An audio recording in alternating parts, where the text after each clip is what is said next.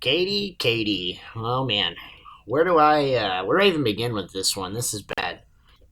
I guess the first thing I'm gonna say is I'm not here to pick on her because she's a girl or she's not a girl or whatever. That's not what I'm here to pick on her for. I'm here to pick on her as a Counter Strike player because she's bad.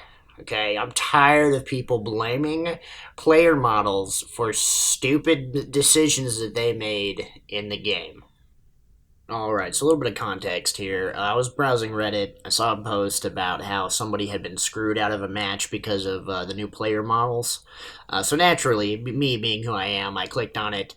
Went to Twitter. I was looking at this gross image right here, and then I found my way to a Twitch channel, and I watched this monstrosity. There's two. One's close at the bike, and he's I'm gonna invisible run because of his bathrooms. camo. He's gonna re-aggro, chick. He smoked from pillar. They're doing the two monster thing. Fucking can't see him because of his camo, man. We're gonna have to deal with this offer. Alright, now there is obviously more to it than just this. I did watch the full round, but there are so many things wrong with this, and almost none of them are the player model. Now, the first thing I want to talk about is the fact that that is not how you peek an opper. You don't do that.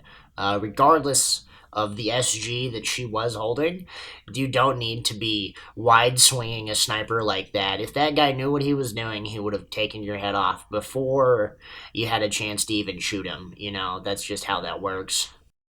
Another thing to consider is that this is the last round in the match, and they need to win this one because they are down 14-15. They need to win this just to take it into overtime. So trying to play this reckless on the last round, you deserve to lose. You know better than that. You're a professional player. Playing that stupid on the last round is going to cost you matches like this. The next thing I'm going to say is that the player model had absolutely nothing to do with it. That person was playing a one and done spot. He two-tapped you. You would have been punished for wide swinging like that, regardless of his view model. No amount of reaction time would have saved you from that guy's wrath. You know what I mean? So, once again, player model had nothing to do with it.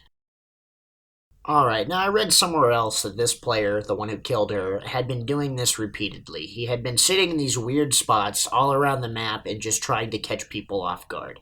Now, that's not something super crazy. As me as a player, as soon as I see one of those, I generally start checking all of them. I will make sure to check them every round, because the way that those players who play those constantly function is if they can get away with it once, they can get away with it more than once, you know what I mean? So they will just continue to use that against you. That's something as players we should already know. Last couple of things. I wanted to bring up the fact that she's a hypocrite. She's using one of the player models herself. Most of the people on her team are also using player models, and a couple of the guys on the enemy team are using player models as well. Now, I do know that some of these professional teams will agree to not use them, but I'm assuming that that was not the case here. So, if this would have been that big of an issue, you would think that she would have told them or asked them to not use the player models. Another thing that I noticed is she's playing with the default minimap. Keiti, you're slacking here. Nobody plays with the default minimap, let alone a professional player. I'm so tired of seeing these new professional level CSGO players who don't even take the time to optimize their game or learn game sense or anything like that.